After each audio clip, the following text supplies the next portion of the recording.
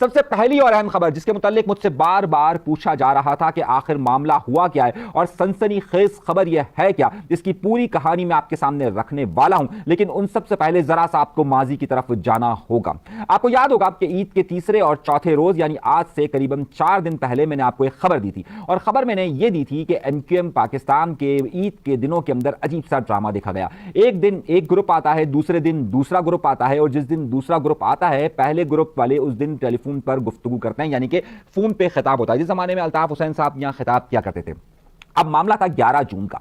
11 जून MQM की खास तौर पर एमक्यूएम के लिए इसलिए अहमियत रखता है कि उस दिन एपीएमएसओ कायम हुई थी, और एपीएमएसओ के हवाले से एमक्यूएम के तमाम धड़े प्रोग्राम रखते हैं। अब एमक्यूएम के तमाम धड़ों में जो पहला धड़ा आता है वो एमक्यूएम लंदन यानी अल्ताफ हुसैन साहब का आता है, और अल्ताफ हुसैन साहब का ये प्रोग्राम 14 तारीख को, यानी कि जब मैं प्रोग्राम रिकॉर्ड कर रहा हूं उस दिन उन्होंने अपना मेन मरकजी प्रोग्राम हफ्ते के दिन रखा है, जिसकी खबर हमने आपको पहले दे दी थी।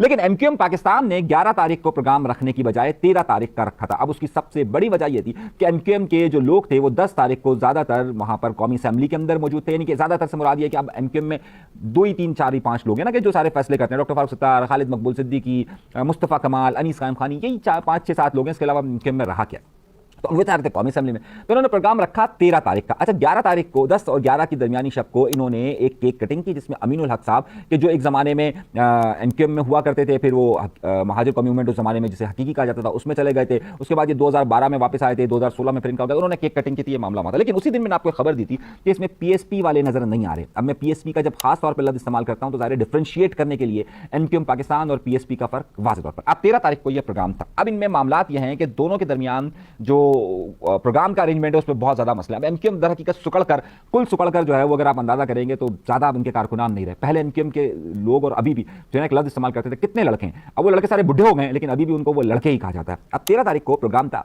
और ग्राउंड में बहादुराबाद की छोटी सी जगह पर एक प्रोग्राम हो रहा था। छोटी सी जगह इसलिए कह रहा हूँ एमक्यूएम के लिए, ये मेरा स्टूडियो भी बहुत बड़ा है, वो 20-30 लोग ही आते हैं, उनके कारकुनान की तादाद इतनी होती नहीं। अगर बहुत बड़ा प्रोग्राम करते हैं तो कोई 100-150 लोग आ जाते हैं, बस इससे ज़्यादा तो लोग होते नहीं। तो एमक्यूएम पाकिस्तान ने एक प्रोग्राम रखा था, फारूक सत्तार साहब तकरीर कर चुके थे, खालिद मकबूल सिद्दीकी साहब तकरीर कर रहे थे। उसी वक्त हुआ यह कि उनके बाहर, यानी कि जो पंडाल के बाहर कुछ लोग जमा होना शुरू हुए। बेसिकली कुछ लोग क्या, पीएसपी के लोग जमा होना शुरू हुए। अच्छा, ये सब कुछ आपने इंटरनेट पर, सोशल मीडिया पर देख लिया होगा, लेकिन मैं आपको कुछ कहानी बता रहा हूँ। अच्छा, इससे वाक़े से पहले भी एक पीएसपी के एक बड़े रहनुमा हैं, वो उन्होंने एक दो जगह पर यह कहा कि यार वो फारूक सत्तार साहब और अनीस कायम खानी साहब के मामला में बड़ी तल्ख कलामी हुई है। अनीस कायम खानी साहब जो है वो सीओसी के मामला आप नहीं देख रहे हैं, और फिर वो एक दिन दोनों के दरमियान तल्ख कलामी हुई। आजकल फारूक सत्तार साहब सीओसी देख रहे हैं। अच्छा, अब मामला यह है कि इन दोनों के दरमियान जो मीडियोकर है, यानी कि जो दरमियान के मामला आपने कुछ ऊंच नीच कर सकते हैं, जो पलड़ा रख सकते हैं, वो है खालिद मकबूल सिद्दीकी नहीं, बल्कि वो है कामरान टेसोरी। कामरान टेसोरी गवर्नर सिंध है, आजकल मुल्क से बाहर है, सऊदीया में मौजूद थे, उसके बाद वो आए नहीं। अब इनका प्रोग्राम था 17 तारीख को आने का, लेकिन मेरी इत्तलात है कि 15 तारीख को अब आ रहे हैं, और इनके दरमियान इख्तिलाफात जो है वो शदीद से शदीद हो गए हैं। अब शिद्दत इख्तियार करते जा रहे हैं और ज़ाहिर मामला बड़ा ख़राब हो गया। अब हुआ यह कि उधर नारेबाजी उन्होंने की, हैरत अंगेज़ तौर पे पीएसपी जीए महाजिर का नारा नहीं लगाती थी, लेकिन आजकल जो है वो उनको भी जीए महाजिर का नारा पसंद आना शुरू हो गया। पीएसपी तो करती नहीं। अब एमक्यूएम पाकिस्तान ने, ज़ाहिर एमक्यूएम पाकिस्तान तो बना ही फारूक सत्तार और खालिद मकबूल सिद्दीकी वाले पूरे ग्रुप ने थी, वरना तो एमक्यूएम थी। अब उसमें जम हुए थे मुस्तफ़ा कमाल साहब वाली पार्टी, यानी कि पीएसपी वाली पार्टी। अच्छा, उधर शदीद नारेबाजी की जाती है। अच्छा, ये मामला कई दिनों से चल रहे हैं, कब्जा ताकत, कब्जा ताकत, कब्जा ताकत, दोनों तरफ से ये जान की कैफियत है। अच्छा, क्योंकि जो पीएसपी के कारकुनान हैं, मैं कारकुनान कहूँगा, उनको लड़के नहीं कहूँगा, सारे बुढ़े हो गए, लेकिन उनको कारकुन कहा जाता है। अब वो मुकम्मल तौर पर चार्ज थे और ज़ाहिर है उनको पहले से तैयारी थी, जबकि एमक्यूएम पाकिस्तान वाले जो है वो इस बारे में इतने वाकिफ नहीं थे। अब जब खालिद मकबूल सिद्दीकी जब खिताब कर रहे थे तो उनका एक बड़ा जुमला वहाँ पर वो कह रहे थे कि बस इतने ही लोग आए हैं, इतने ही लोगों ने एपीएमएसओ बनाई थी, इतने ही लोग थे ना, इतने, और अब हम देखिएगा बहुत बड़ा प्रोग्राम होगा। वो बड़ा प्रोग्राम इनका हो ही नहीं सकता, क्योंकि ज़ाहिर है इनके पास अब वो सलाहियत ही मौजूद नहीं। अब जो छोटे मोटे बूढ़े लड़के जो मौजूद हैं वो पीएसपी के पास मौजूद हैं। अब पीएसपी वहाँ पर नारेबाजी करती रही, वो अंदर घुसे और वहाँ पर इत्तलात आई कि कुछ अंडे भी बरसाए गए। मेरे पास इसकी कंफर्मेशन नहीं है, लेकिन ये इत्तलात है। उनका प्रोग्राम तो बढ़ गया, जो एमक्यूएम का प्रोग्राम बढ़ने का बात तैयारी ना, वो प्रोग्राम वहाँ बढ़ गया। अच्छा, मामला यहाँ तक नहीं है। एमक्यूएम जो पीएसपी के लोग हैं, ये पिछले दिनों भी बहादुराबाद आए थे, ये मुख्तलिफ दिनों में आते रहते हैं, लेकिन अब बाकायदा वहाँ पर जब उनकी एंट्री हुई तो 30-40 लोग वहाँ पर खड़े हुए थे और वो उनकी नारेबाजी कर रहे थे। 40 लोग से ज़्यादा नहीं थे। तो ये अब वो नारेबाजी करते हुए उनका था, देखिए कितना शानदार इस्तकबाल किया गया। जबकि अगर कोई शख्स रोज़ाना अपने दफ्तर आ रहा हो या अक्सर ही आता हो तो उसको इस्तकबाल की क्या बात है। मगर खैर, अभी मामला हो गया शदीद। ये दोनों ईंटें जिसे बांधी गई है इसमें शदीद इख्तलाफात मौजूद है। इस वक्त पीएसपी के फैक्टर की ये दिली ख्वाहिश है कि एमक्यूएम के तमाम फैसले और कुली तौर पर इख्तियार अब उनके पास होना चाहिए, जबकि एमक्यूएम पाकिस्तान वाला जो फैक्टर है वो किसी तौर पर भी कुली इख्तियार उनको देने के लिए तैयार नहीं है। तो अब दोनों के दरमियान कशमकश और रस्साकशी में इजाफा होता जा रहा है। दोनों का जो मिलना था वो यकीनी तौर पर एक जगह पर कई लीडर नहीं हो सकते, लीडर एक ही होता है। अब आप उसको लीडर माने या ना माने। तो एक बार तो जब ये पीएसपी और एमक्यूएम बन रही थी तो उस वक्त मुस्तफा कमाल साहब ने कहा था कि मेरे लीडर खालिद मकबूल सिद्दीकी होंगे, लेकिन ताहाल अभी तक उन्हें लीडर तस्लीम नहीं किया जा रहा है। अच्छा, क्योंकि यहाँ पर इन दोनों के दरमियान मैंने जिस तरीके से कहा कि या तो सालसी का किरदार यहाँ पर ये लोग अदा करते हैं, कामरान टेसोरी होते हैं जो पहले जिन्होंने अदा किया, या फिर कुछ और लोग होते हैं, कुछ और लोग आप समझ गए ना। अब इन दोनों के दरमियान के मामला इसी तरह से। उसके बाद खालिद मकबूल सिद्दीकी वाले वहाँ पर रात में आए, अगर मुस्तफा कमाल साहब, तो उस वक्त फिर पुलिस की गाड़ियां आने की बात की गई, तो 2 पुलिस की गाड़ियां आई थी। मैंने कहा था इतनी बहुत है बस। वैसे ऐसा कोई मामला हुए नहीं, इख्तलाफात। और अब हद यह है कि एमक्यूएम के 2 धड़ों के मामला तय करने के लिए पुलिस आती है या फिर कोई और पुलिस आती है। तो अब वो मामला बहरहाल इनके दरमियान कशीदा है। जब मैं प्रोग्राम रिकॉर्ड कर रहा हूं अभी तक इनके दरमियान मामला तय नहीं हो सके। ये दूसरा वाला फैक्टर जो है, यानी एमक्यूएम पाकिस्तान वाला जो फैक्टर है, वो इंतजार कर रहा है। कामरान टेसोरी साहब भी अभी कुछ दिनों में, मैंने आपसे कहा कि अब वो 15 को आ रहे हैं, तो 15 का मतलब है आज 14 हो चुकी है, तो कल 15 आएंगे। तो इनके दरमियान इख्तलाफात हैं। अब बहुत सारे लोगों ने कहा कि जनाब ये पीएसपी को, जो एमक्यूएम पाकिस्तान वाले हैं, वो सोशल मीडिया पर ये चला रहे हैं कि भाई ये पीएसपी को वापस चली जानी चाहिए, हमें उनकी ज़रूरत नहीं है। जबकि पीएसपी वालों का कहना यह है कि भाई एमक्यूएम हमारी है और हम ही इसको संभालेंगे और हम ही इसको बनाएंगे। अब मसला यह है कि जो जहां से ये 21 सीटें या 22 सीटें आई है, वो 21 नंबर बहुत ज़्यादा अहमियत रखता है। और 21 का नंबर इसलिए अहमियत रखता है, तो ये 21 में से टूटेंगे फूटेंगे नहीं, यानी कि टूटने फूटने का मतलब है ये किसी और पार्टी में नहीं आ सकते। सबको मालूम है कि अगर ये पीएसपी में जाते हैं तो इन्हें ये सीट छोड़नी पड़ेगी, और ये सीट छोड़ेंगे तो सीट तो मिलेगी नहीं वापस। हाँ, मिल भी सकती है वापस, सही। अब अवामी मकबूलियत तो ज़ाहिर है एमक्यूएम पाकिस्तान हो या पीएसपी हो, उनकी क्या अवामी हैसियत है वो उन्हें खुद बहुत अच्छी तरीके से अंदाजा है, मुझे कुछ बताने की ज़रूरत नहीं है। बहरहाल 21 का एक नंबर है उनके पास, तो ज़ाहिर कम अज़ कम जब तक ये असेंबलियाँ चल रही हैं तब तक तो ये 21 को एक साथ ही रखना ज़रूरी है ना।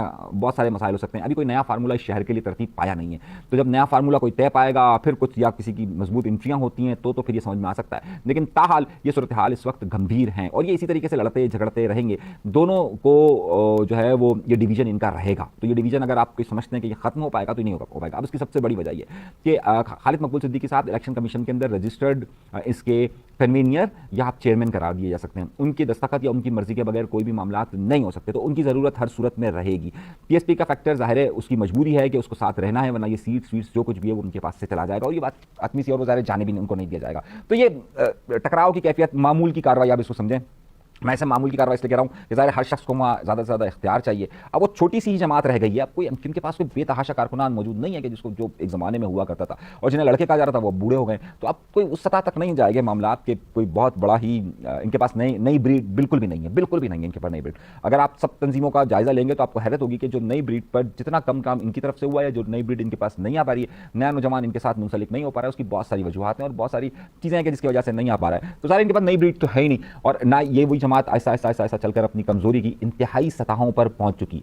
मतलब इंतहाई सतहों से कहना कि एपीएमएसओ का प्रोग्राम हो रहा हो और 100-150 लोग आपके पास हो सिर्फ और दूसरी तरफ 40-50 लोग हों, तो ये इनकी सबसे कमजोर तरीन सतह पर मौजूद हैं। तो ये सिलसिला चलता रहेगा। अलबत्ता इसमें एक और फैक्टर भी वो आगे चलकर मैं आपको बताता हूँ, लेकिन कुछ वो फिर बातें रह जाएगी तो कुछ बड़ी खबरें मेरे पास से निकल जाएंगी। एक और बड़ी खबर यह है कि ईरान के जो प्रोजेक्ट है या ईरान का जो तापकारी का या एटॉमिक प्लांट जो था सबसे बड़ा नतनस यानी सूबा इस्फहान की जगह पर था और नतनस पर इजराइल ने बम्बार्टमेंट की है। अभी अब से कुछ देर पहले जब मैं प्रोग्राम रिकॉर्ड कर रहा हूँ उस वक्त ये इतला ये कि इस वक्त जो महरोज कमाल बंदी है जो कि इनके इंडिया के ईरान के जो जौहरी प्रोग्राम के हेड है, उन्होंने ये बात स्टेटमेंट दिया है कि इजराइल के हमले की बुनियाद पर ये रिएक्टर्स में से तापकार शुआएं निकली हैं और ये तापकारी का उसके जो प्लांट है उसको नुकसान पहुंचाए, लेकिन अभी तक इसका जायजा लिया जा रहा है और IAEA भी इस हवाले से तशवीश का इजहार कर रहा है। तो क्या इस पूरे इलाके के अंदर तापकार शुआएं फैलेंगी और ज़ाहिर तापकार शुआएं जब बढ़ती हैं तो उसके नुकसान भी आप सबके ज़ाहिर बहुत अच्छी तरीके से आपको अंदाजा होगा। दूसरी तरफ जो है वो इंडिया वाले बड़े नाराज़ आजकल नजर आ रहे हैं इजराइल से, यानी कि अपने बड़े करीबी दोस्त है।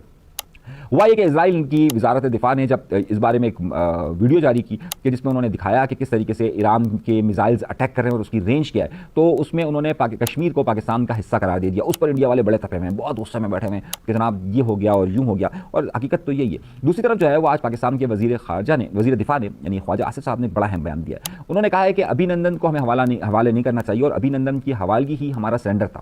ये बहुत बड़ी बात है, ये बहुत बड़ी बात है। उस पर जो है वो PTI का मौक़िफ़ ये था कि भाई उसे तो असेंबली ने कहा था कि ये इसके हवाले करते हैं। अच्छा, असेंबली ने नहीं कहा था, आपको याद होगा कि खान साहब वहाँ आए थे और खान साहब ने तकरीर करते हुए असेंबली के अंदर कहा था कि मैं ये ऐलान करता हूँ कि मैं अभिनंदन को उनके हवाले कर रहा हूँ और हम जो है वो अमन का पैगाम देना चाहते हैं। ये उस वक्त की बात है।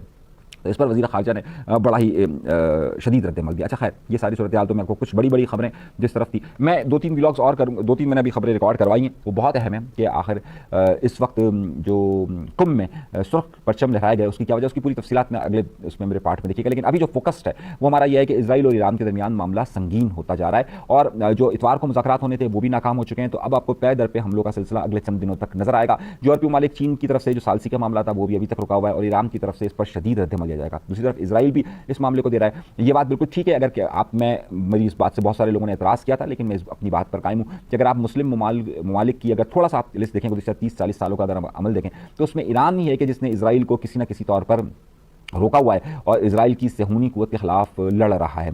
बाकी सब क्या बादशाहत है और बादशाहत ज़ाहिर है वो अपने आप को देखती है, उनके अवाम के जज्बात या उनके मुताबिक चीज़ें नहीं होती।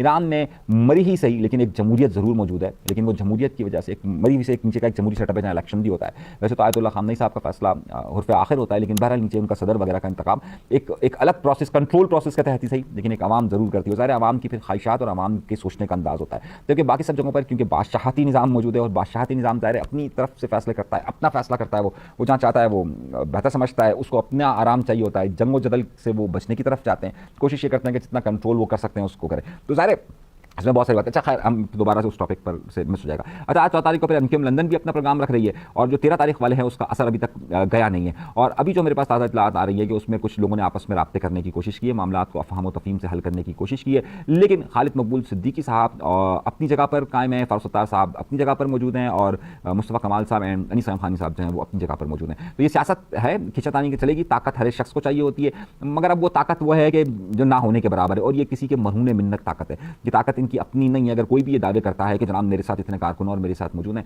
तो इन सबको भी पता है कि ये दर हकीकत उनके साथ मौजूद नहीं है, ये